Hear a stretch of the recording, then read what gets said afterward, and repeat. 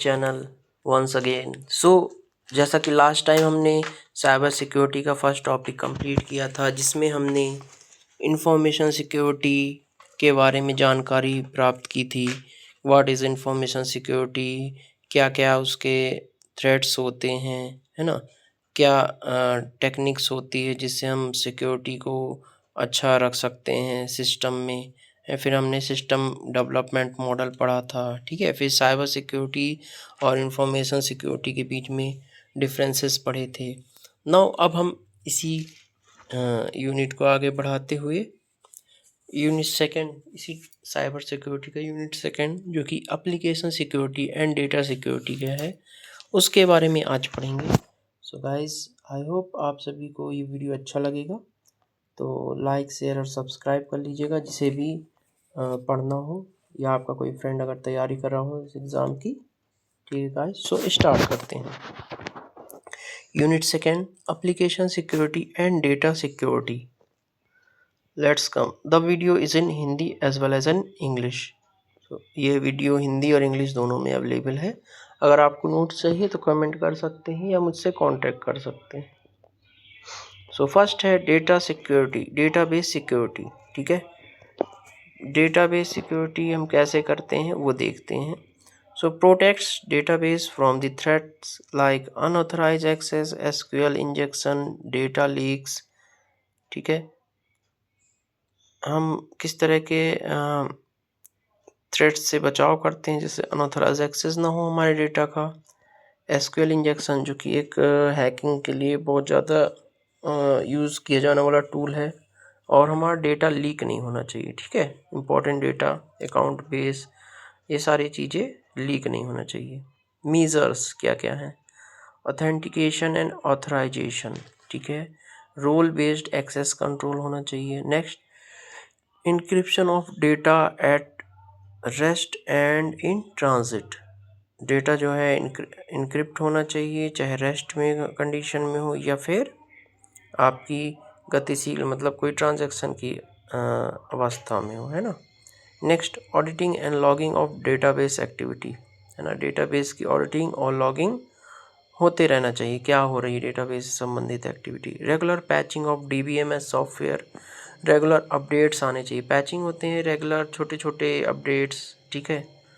Now, input validation to prevent SQL injection attacks, input validation properly होने चाहिए जिससे SQL injection attacks को prevent किया जा सके, रोका जा सके। डेटाबेस एक्टिविटी मॉनिटरिंग, डीएएम, है ना, एक्टिविटी मॉनिटरिंग होनी चाहिए। बैकअप एंड रिकवरी मैकेनिज्म भी होना ज़रूरी है। मान लीजिए डेटा अगर लॉस्ट हो जाए, डेटा अगर हमारा किसी कंडीशन के अंतर्गत लॉस हो रहा है, तो उसका बैकअप और रिकवरी मैकेनिज्म भी हमारे पास होना चाहिए। इसे आप हिंदी में पढ़ सकते हैं, अगर आप हिंदी में चाहते हैं तो मैं उसके भी वीडियो आपको अवेलेबल करा दूंगा। नेक्स्ट आता है ईमेल सिक्योरिटी। फर्स्ट आपने डेटाबेस सिक्योरिटी पढ़ा, सेकंड इसी में आता है ईमेल सिक्योरिटी। ईमेल सिक्योरिटी क्या है? Threats, fishing, spam, email spoofing, malware attachment, business email compromise, ठीक है। किस टाइप के ईमेल्स थ्रेट्स हो सकते हैं?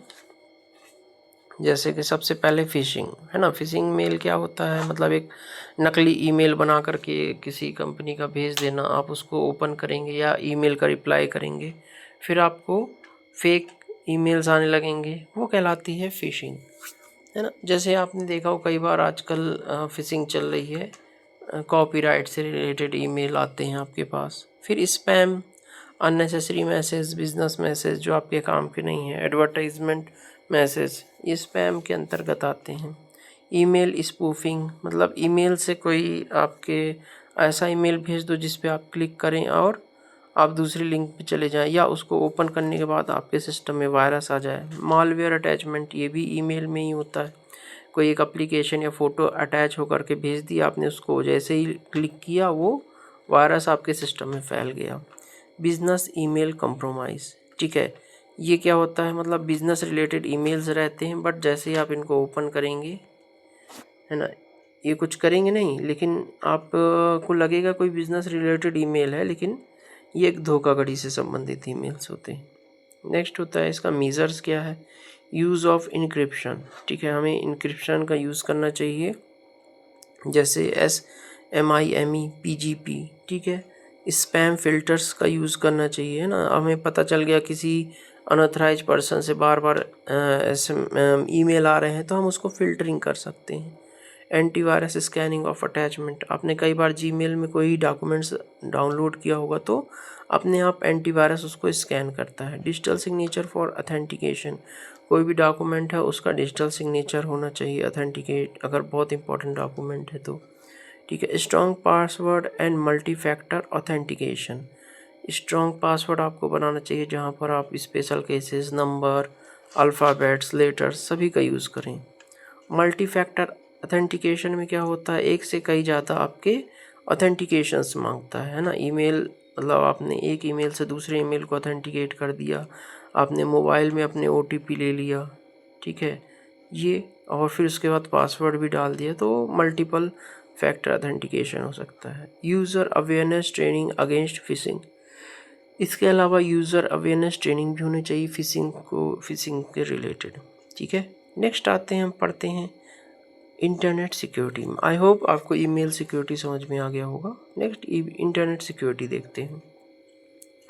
Threads, malicious website, drive by downloads, man in the middle attacks, cookies theft.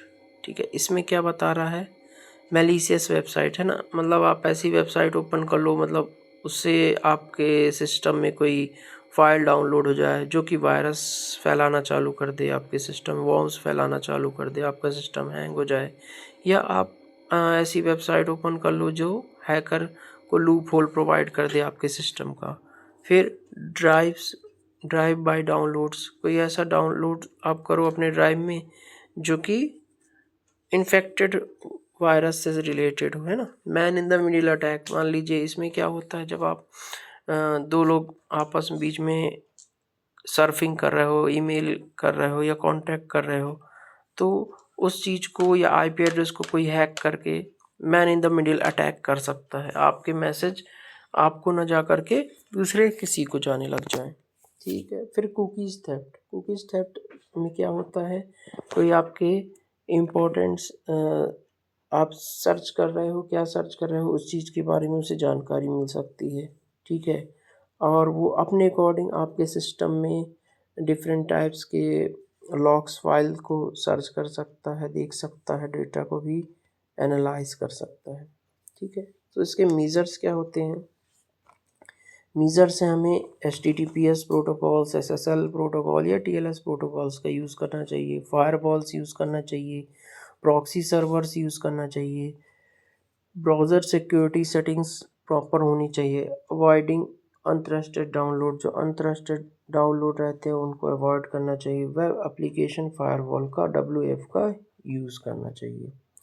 तो आई होप ये आपको समझ में आया होगा इंटरनेट सिक्योरिटी क्या होती है, हम कैसे मेजर्स ले सकते हैं इंटरनेट सिक्योरिटी को बचाने के लिए।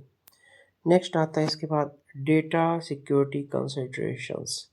ठीक है, तो डेटा सुरक्षा विचार, इसके नाम से ही पता चल रहा है कि हम क्या क्या कर सकते हैं। फर्स्ट होता है बैकअप्स, है ना। बैकअप क्या होता है, हम copy of data maintained to restore in a case of loss और करप्शन, हमें अपने डेटा की कॉपी बनाते रहना चाहिए जिससे लॉस और करप्शन हो तो हम उसे रिस्टोर कर सकें।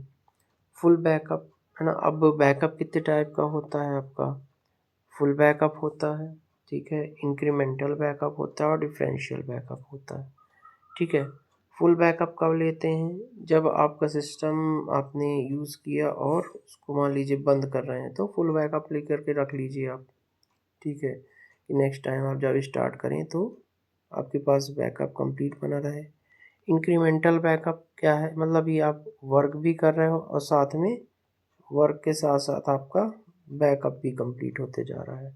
डिफरेंशियल बैकअप में क्या होता है, डिफरेंशियल बैकअप में क्या होता है, जो चीज़ की हमें ज़्यादा ज़रूरत रहती है उसका हम बैकअप लेते जाते हैं। ठीक है गाइस, बैकअप स्ट्रेटजी क्या है, 3 to 1, मतलब पहला आप कॉपी बना करो, उसके बाद आप डिफरेंट मीडिया में स्टोर करो और फिर ऑफ साइट्स बना करके रखो। ऑफ साइट्स पे भी डेटा स्टोर कर सकते हो। ठीक है, 3 copies of data, 2 different media and 1 of sites. Backup study कहती है 3-2-1, याद रखना है आपको। 3 मतलब 3 कॉपीज डेटा की बना के रखो, 2 डिफरेंट मीडिया में स्टोर करके रखो और एक ऑफ साइड एरिया में स्टोर करके रखो। Regular testing of backup restoration, जो बैकअप रिस्टोरेशन हो रहा है उसकी रेगुलर टेस्टिंग करते रहना चाहिए। अब हम देखते हैं सबसे पहला टाइप्स ऑफ बैकअप्स क्या होता है ना। इसी के अंतर्गत है पहला आर्चिवल, या फिर हम ये जो पढ़ रहे हैं डेटा सिक्योरिटी कंसिडरेशन, इसी में सेकंड पॉइंट है आपका आर्चिवल स्टोरेज, है ना, archival storage.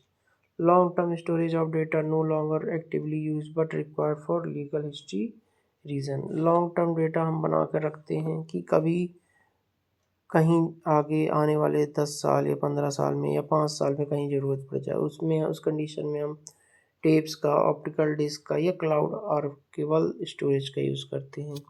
Should maintain data integrity over long duration, periodic media refresh to avoid degradation.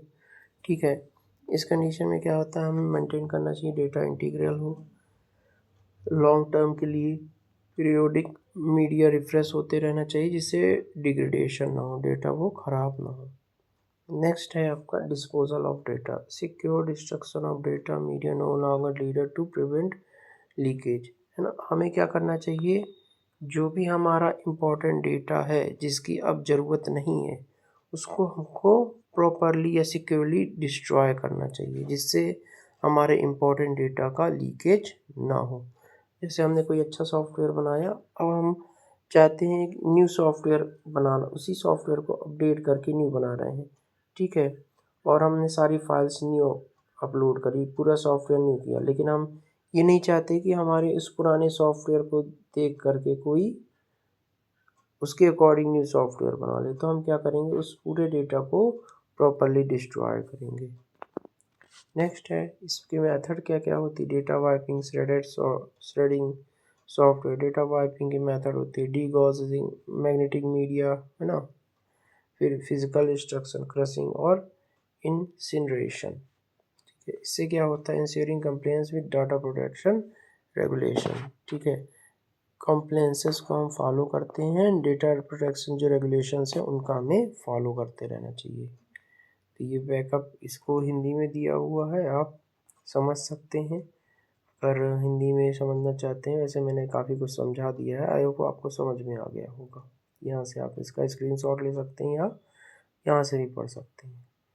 अब ये आपकी यूनिट नंबर 2 कंप्लीट हो जाती है, जो कि बेसिकली थी आपकी डेटा बेस सिक्योरिटी के लिए, ईमेल सिक्योरिटी के लिए, इंटरनेट सिक्योरिटी के लिए, और फिर डेटा सिक्योरिटी कंसिडरेशंस क्या क्या हैं उनके लिए। सो थैंक यू गाइस, अब मिलते हैं नेक्स्ट वीडियो में जहाँ पर हम लोग पढ़ेंगे security technologies. Okay guys, thank you, have a nice day.